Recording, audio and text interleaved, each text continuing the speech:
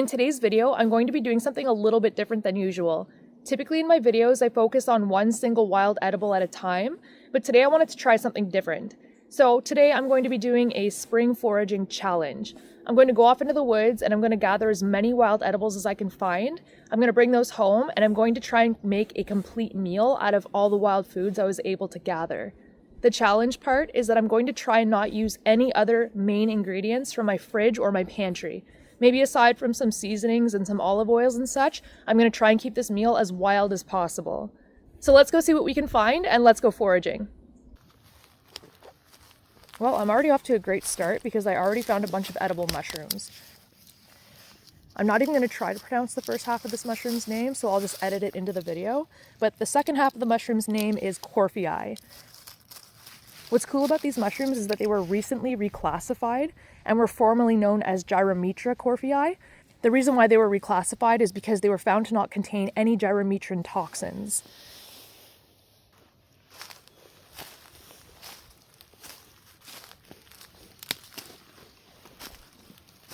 These mushrooms have a light brown or tan colored cap that contains a lot of folds. The cap usually obscures the stem, so much so that when you're looking down at the mushroom, it doesn't look like it has a stem at all. The stem is white or off-white in color. It's very thick and it contains chambers. So when you cut into it, it's not going to be hollow and it's not going to be completely solid either. It's going to have a bunch of chambers inside.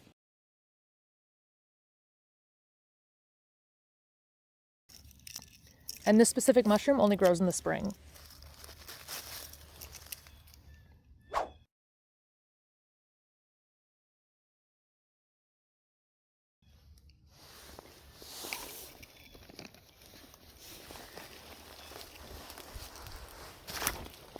This mushroom has some lookalikes, and one of the most worrisome lookalikes is called Gyrometra esculenta, which is highly, highly toxic. So if you're foraging these mushrooms, you need to be so careful and very diligent that you're picking the right thing.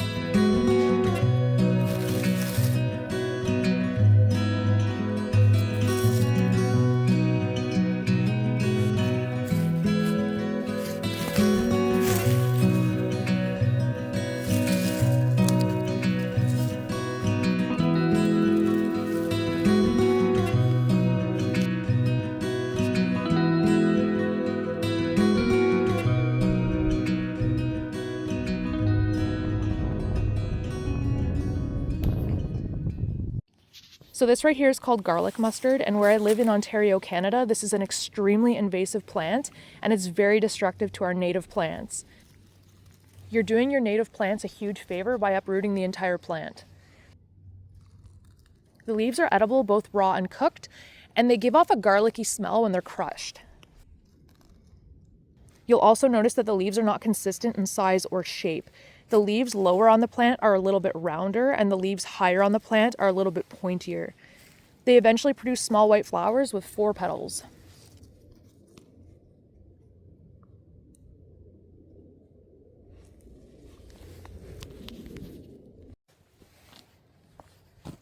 We've got some dandelion leaves here. We're still quite early in the spring season, so the flowers haven't quite popped up just yet, but the leaves work perfectly fine for me. Dandelions are extremely nutritious and every part of the plant is edible, so these are great. Fiddleheads are just starting to pop up, so I'll try to find some that are a good size. We're looking for fiddleheads that are 6 inches tall or shorter.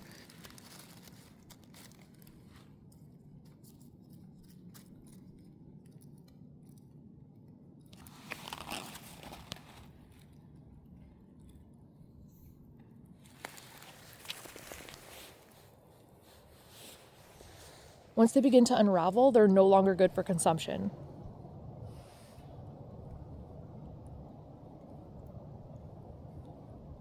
Remember to harvest sustainably and only pick 1 or 2 fiddleheads per patch. This is to make sure that the plant doesn't die and it can come back next year.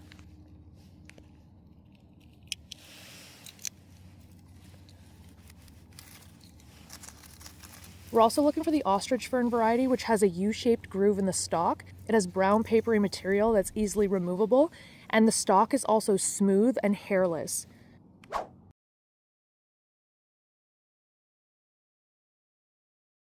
It's important to remember that not all species of fiddleheads are edible, so please make sure that you do your research and don't pick the wrong thing. These are wild leeks. They're sometimes known as ramps. They have 2 leaves, but sometimes they have 3. They also have a red stalk, but they can also have a white stalk. They smell and taste a lot like onion and garlic. And they have a removable skin on the stem, similar to the skin that you'd find on a green onion. These plants take about 7 years to grow, so it's extremely important that harvesting is done sustainably. If the patch is small, you really shouldn't harvest from it. You should also consider not harvesting the bulbs and only taking the stem and the leaves so the plant can grow back next year.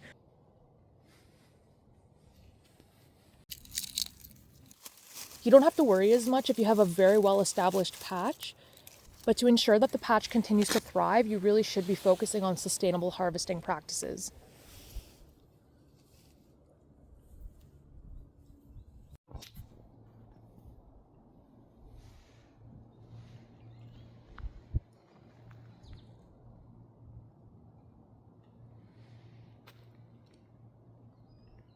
After taking a look at everything I gathered, I think the best thing to make would be a mushroom burger with a side salad.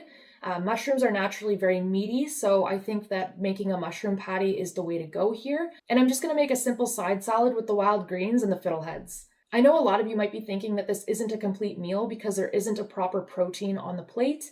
However, this isn't about perfection. This is just about having fun and being creative with what I managed to find. And regardless, I think it's still going to be very satisfying and a very filling meal. At the time of filming this video, it's still pretty early in the spring season, so there wasn't much I was able to find today. I actually would have expected to see a little bit more at this point in the year. However, it has been a very slow and cold start to spring, so things just haven't been growing at the rate that we would have expected. But that's the reality of foraging. Sometimes you go out and you find a lot, and then sometimes you go out and you find nothing at all. After a really long winter, I was just really excited to get back out there and start foraging again. Because of how cool the weather has been, I wasn't expecting to find much, but I'm really happy with what I've found. This also isn't going to be one of those really nice one-pot meals. When you're working with wild edibles, unfortunately, a lot of the times they do require special preparation. So there's going to be a lot of dishes, there's going to be a lot of components to this dish, a lot of prep work. I'm also going to be making a few homemade condiments with some of the wild edibles that we found. So I'm going to head into the kitchen and I'm going to get started. First, we need to give everything a really good clean. The wild leeks have a skin that needs to be removed. The fiddleheads also have a papery material that needs to be removed. And I soak the mushrooms in a bowl of water to evacuate any hidden bugs.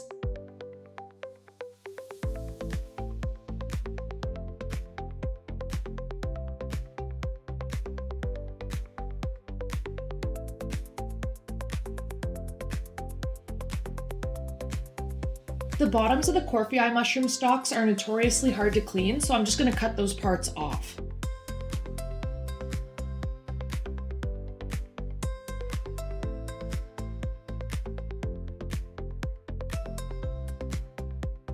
I dry fry the mushrooms without any oil or butter. Mushrooms contain a ton of water and they shrink significantly when they're cooked. We want the mushrooms to release as much water as possible, and we're going to discard the water that gets released. I prepare the wild leeks by giving them a nice chop and I set them aside.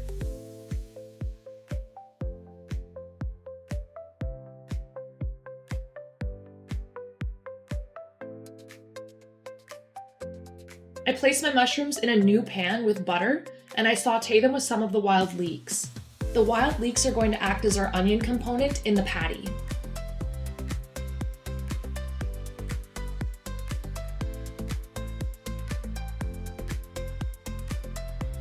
I add a little burger seasoning to give it more of a burger-like taste. I'm not going to add the entire package because I'm only making one burger patty.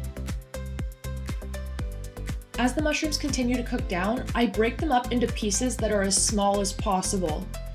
I should have really put them in a food processor, but at this point, I know how many dishes I'm gonna have, and I didn't feel like having to do any more cleaning after this. So this is just me being lazy, but you really should probably put these in a food processor to get to the desired consistency to make a burger patty.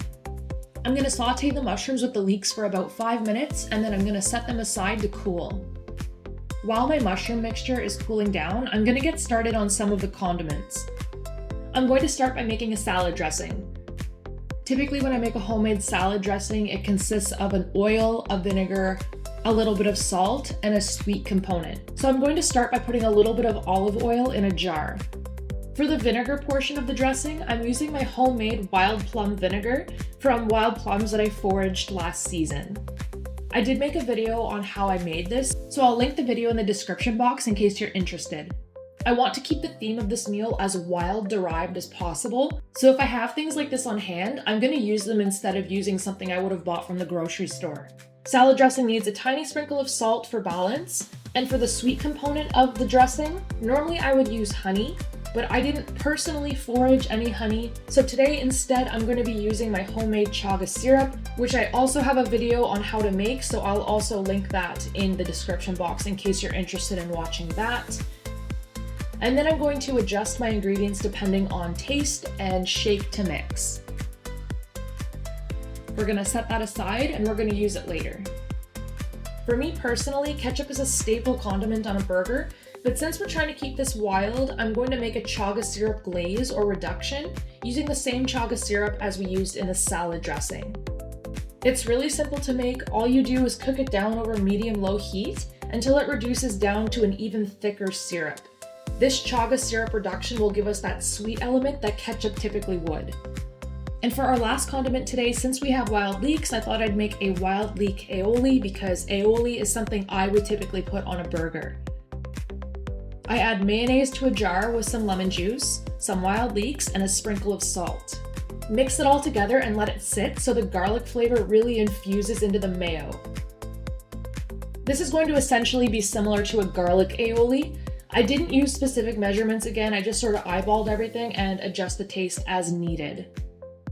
Now that all our condiments are done and our mushroom leek mixture has cooled, we're going to move that mixture to a mixing bowl. The reason why we want the mixture cooled is because we're going to be adding egg as a binding agent and we don't want the egg to scramble. Since I'm only making one patty, I'm not going to add a whole egg, I just sort of eyeballed the amount slowly. You can always add more if needed, but it's really hard to take it away if you've added too much. I add some breadcrumbs as the additional binding agent, and again, adding slowly. I also added a pinch of nutritional yeast. It helps act like a binding agent, but also has a cheesy, nutty flavor that will complement the mushrooms. And since I don't have cheese on hand as a burger topping, this will help add a cheesy flavor. Mix everything so that it's well combined and the texture isn't too wet or too dry. If it's too dry, add more egg. If it's too wet, add more breadcrumbs. Form the mixture into a patty and let it rest for about 15 minutes. While that's resting, I'm going to get started on the fiddleheads. We need to boil the fiddleheads for about 10 minutes before we do anything else to them.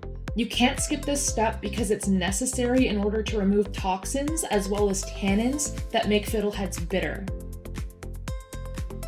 Once the fiddleheads are done boiling, I sauté them with a little oil and salt. After a few minutes, I also place my wild garlic mustard and dandelion greens in the pan. Cooking these greens will make them a little bit more palatable and it'll also remove some bitterness. Once the greens are all done sautéing, I just remove them from the pan and set them aside.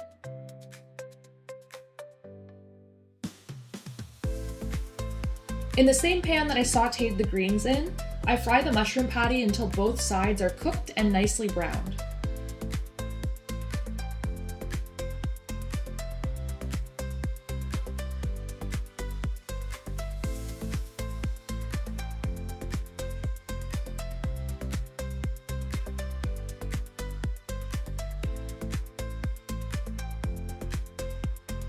Assemble the burger with a nicely toasted bun.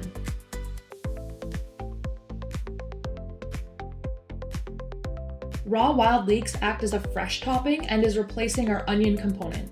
If I wasn't trying to keep this meal as wild as possible, I would also add tomatoes, cheese, lettuce, etc., but that's not what we're doing today.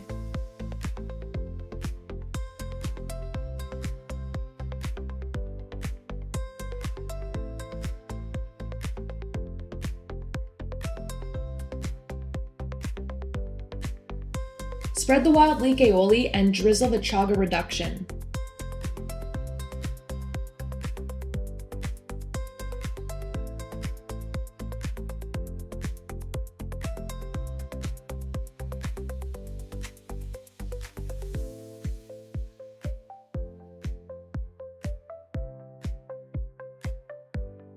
And finally, dress the greens with the wild plum salad dressing and enjoy.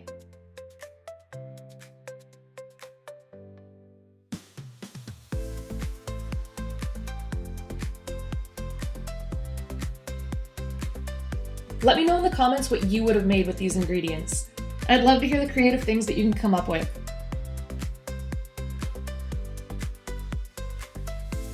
Thank you so much for watching, and I'll see you in the next video.